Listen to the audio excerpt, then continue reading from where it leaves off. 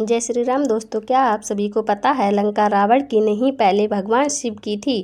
पौराणिक कथा के अनुसार एक समय की बात है, माता पार्वती जी भगवान शिव शंकर के साथ कैलाश पर्वत पर बैठी हुई थीं। तब माता पार्वती जी के मन में एक विचार आया कि सारे देवी देवता सुंदर महलों में रहते हैं, जबकि मेरे स्वामी तो देवों के देव महादेव हैं। फिर भी मैं इस कैलाश पर्वत पर रहती हूँ। यहाँ पर ना तो कोई महल है और ना कोई सुख सुविधा है। ऐसा अपने मन में सोचकर माता पार्वती ने भगवान शिव शंकर से कहा कि हे स्वामी, सभी देवी देवता तो अच्छे अच्छे महलों में रहते हैं, आप इस कैलाश पर्वत पर क्यों वास करते हैं?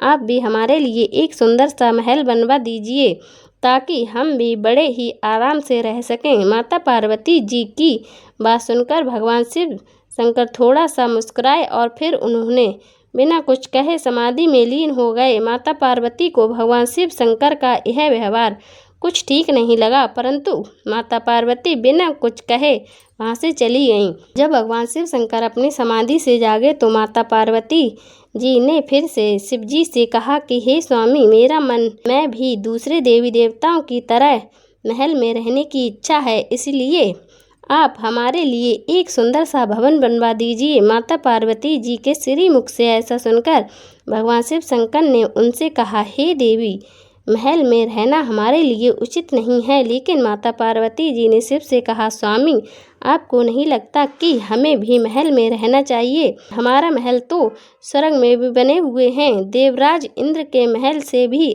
अच्छा होना चाहिए और रमणीय होना चाहिए। अब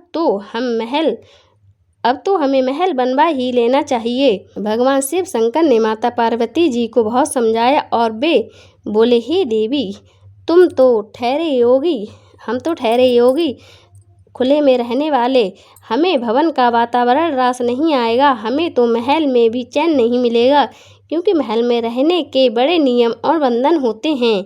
लेकिन माता पार्वती ने तो मन में सोच लिया कि अब महल के बिना वो नहीं मानेंगी। माता पार्वती जी बोली, हे स्वामी, जब सारे देवी देवता महलों में रहते हैं तो फिर आप बर्फ के चट्टानों पर क्यों रहते हैं? माता पार्वती के इस हट के आगे भगवान भोलेनाथ को झुकना पड़ा।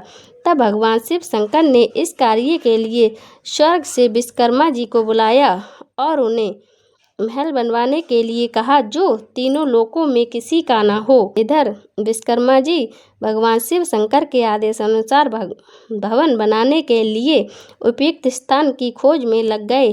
स्थान की खोज करते हुए उन्हें एक ऐसा स्थान दिखाई दिया जो चारों ओर से पानी से घिरा हुआ था और बीच में 3 सुंदर बड़े बड़े पहाड़ थे। उन पहाड़ों पर तरह तरह के फूल और वनस्पतियों से ढके हुए थे। उस स्थान को देखकर विश्वकर्मा जी ने उनके बारे में माता पार्वती जी को बताया। जब माता पार्वती जी ने उस स्थान के बारे में सुना तो उन्होंने खुश होकर भवन बनाने का आदेश दे दिया। विश्वकर्मा जी ने भवन बनाने की शुरुआत की और अपनी विशिष्ट कला का परिचय देते हुए भवन के साथ साथ वहां पर एक सुंदर नगर का निर्माण भी कर दिया। वह नगर देखने में बहुत सुंदर था।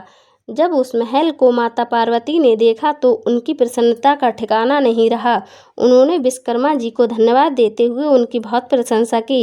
विश्वकर्मा जी ने माता पार्वती और भगवान शिव शंकर को प्रणाम करके अपने लोक को जाने की अनुमति मांगी और अनुमति लेकर वो चले गए। घर बनवाने का कार्य तो पूरा हो चुका था। अब माता पार्वती जी ने शिव शंकर से कहकर गृह प्रवेश का शुभ मुहूर्त निकलवाया। गृह प्रवेश का सारा काम ऋषि विश्रवा को सौंप दिया गया। तभी देवता भी समारोह में आए हुए थे।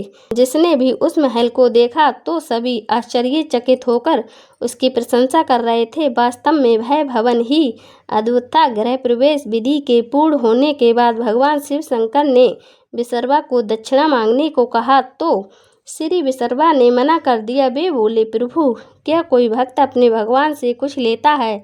ऐसा करके तो मैं पाप का भागी बन जाऊंगा।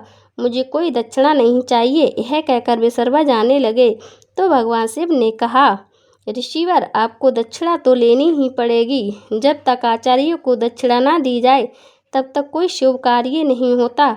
भगवान शिव की माया से ऋषि विश्रवा का मन उस बने हुए नए नगर पर आ गया। बार बार आग्रह करने पर उन्होंने दक्षिणा के रूप में उनसे उस भवन सहित उस नगरी को ही मांग लिया। ब्राह्मण को दक्षिणा के रूप में उसकी मुँह मांगी वस्तु दी जाती है, इसीलिए भगवान शिव जी ने उस लंका को ऋषि विसर्वा को दान कर दिया। भगवान शिव के द्वारा भवन को दान कर देने से माता पार्वती ऋषि विसर्वा पर बहुत क्रोध आया और माता पार्वती ने कहा, तुम तो आचार्य कहलाने के योग्य भी नहीं हो। भोलेनाथ की सरलता का लाभ उठाकर तुमने बड़ी ही कुटिलता से मेरे प्यारे महल को हर लिया है। इसके लिए मैं तुम्हें श्राप देती हूँ कि भगवान शिव शंकर का अंश ही एक दिन इस महल और इस नगर को जलाकर राख कर देगा। इसके साथ ही तुम्हारे कुल का विनाश आरंभ हो जाएगा। धार्मिक ग्रंथों के अनुसार ऋषि विसर्वा ने उस लंका को अपने पुत्र कुबेर को दे दिया, लेकिन कुबेर को निकाल कर लंका पर रावण ने अपना अधिकार कर लिया। माता पार्वती के श्राप के कारण शिवजी के अंश हनुमान जी ने लंका जलाई और ऋषि विसर्वा के पुत्र रावण, कुंभकर्ण और समूल कुल का विनाश हुआ। मर्यादा पुरुषोत्तम भगवान श्री राम की शरण में होने से विभीषण को लंका प्राप्त हो गई। तो दोस्तों, कैसी लगी आज की वीडियो पसंद आई हो तो ज़्यादा से ज़्यादा शेयर करें, लाइक करें और कमेंट में जय श्री राम लिखना ना भूलें, जय शिव शंभू लिखना ना भूलें। हर हर महादेव लिखते रहें।